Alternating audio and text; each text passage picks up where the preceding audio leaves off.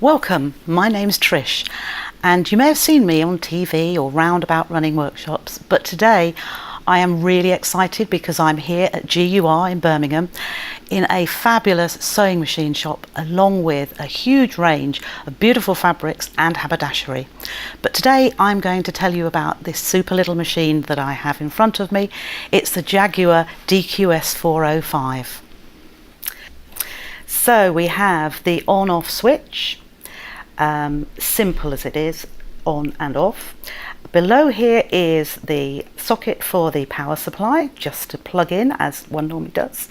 And to the left here is our little support for the foot pedal. Now this machine actually has two ways. It does have the foot pedal, but it also has another little function. So let's go round to the front. Here we have a little door which says push, and it will reveal the multitude of stitch patterns, embroidery stitches there, and also the control panel, but we'll go into that further later. Just above we have the bobbin winder with a little arrow telling me which way when I pop my bobbin on to push it towards. Above here is the thread holder, so we would put our threads on that spool. I must say there is an extra spool holder there for any twin needle stitching, or even for winding a new bobbin without taking your original thread off.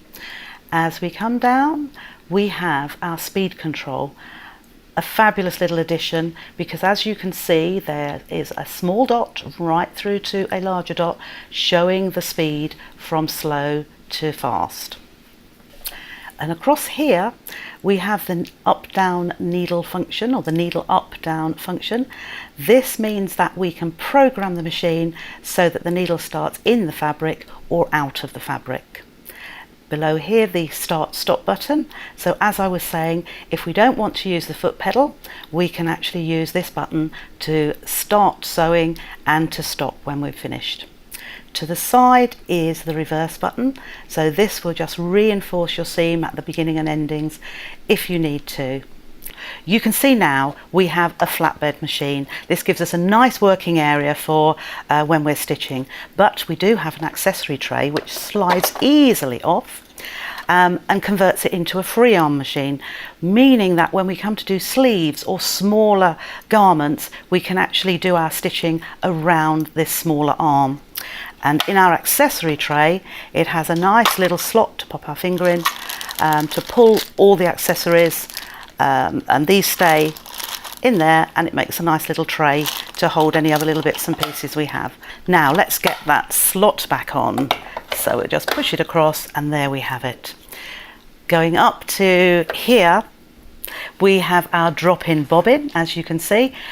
Clear plastic there so that you can see if your bobbin's running out, and then a little slider to take the bobbin out.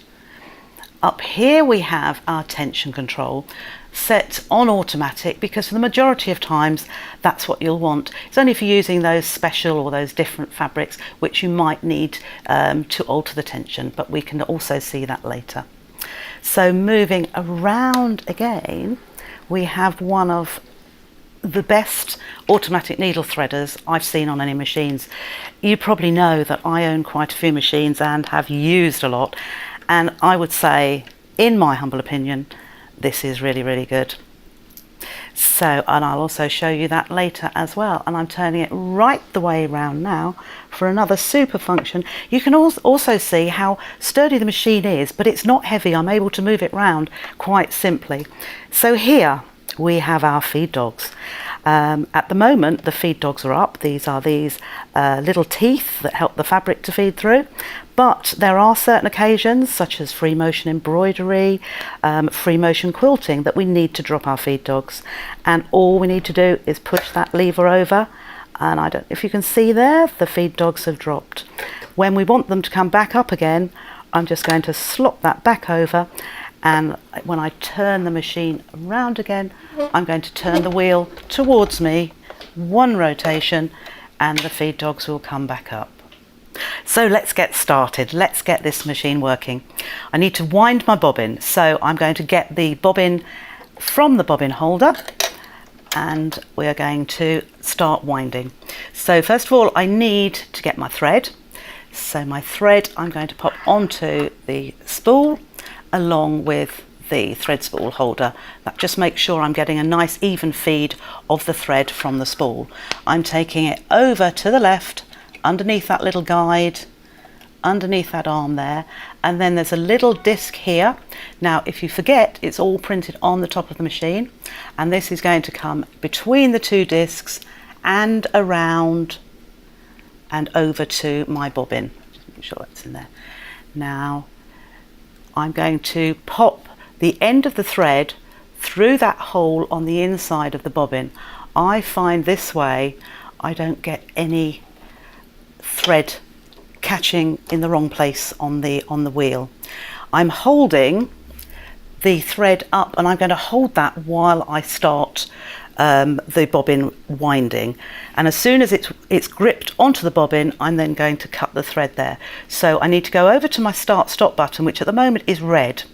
When I pop the bobbin over to the marker here, it changes to amber, and now all I need to do is press the start stop button and off it goes.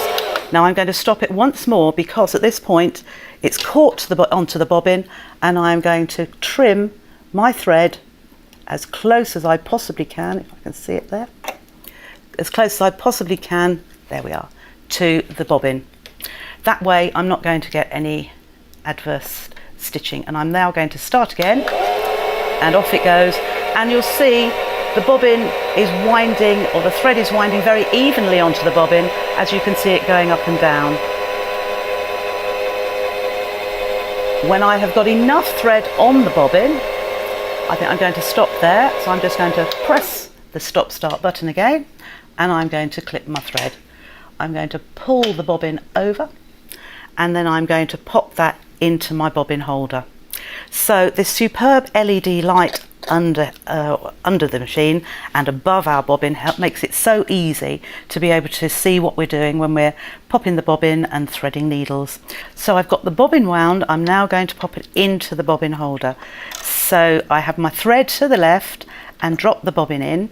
If you forget which way, it is on a little bit of information on the machine already, and then you bring the thread around and slot it into a little notch in front of the bobbin, and then take it to the left into that channel, and then towards the back, and pull the thread towards you where it cuts it off.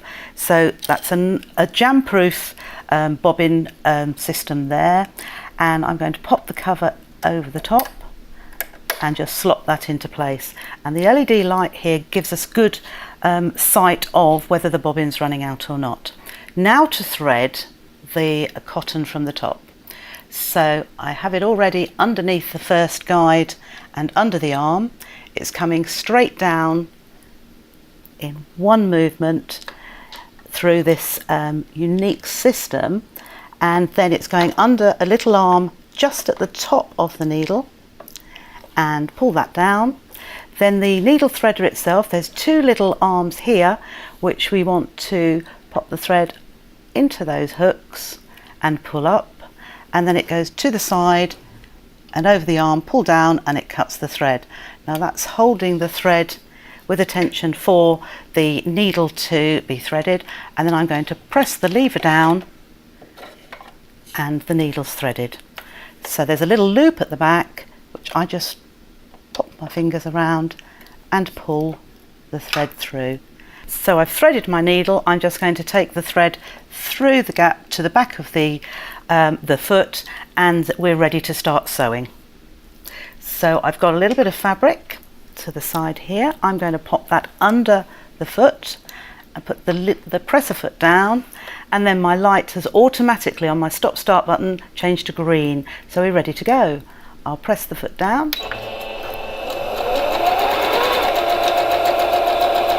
and I'll press it again to stop, and we'll look to see what we have here. Absolute quality. And there we are. There's the stitching, my very first stitching on this super little machine. Let's just look at the back and look at that fantastic stitching as well. That's really what I look for in a super machine. So how simple was that? We're up, we're running, we've started. So if there's anything you would like to tell me or ask me, please leave a comment underneath the video here, or even subscribe to the channel, and then you'll get notified of every little thing, every little video tutorial that comes up. I've lots more ideas to share with you, lots of techniques, lots of information about different things that are going on with this machine. Please come back and view. Bye bye.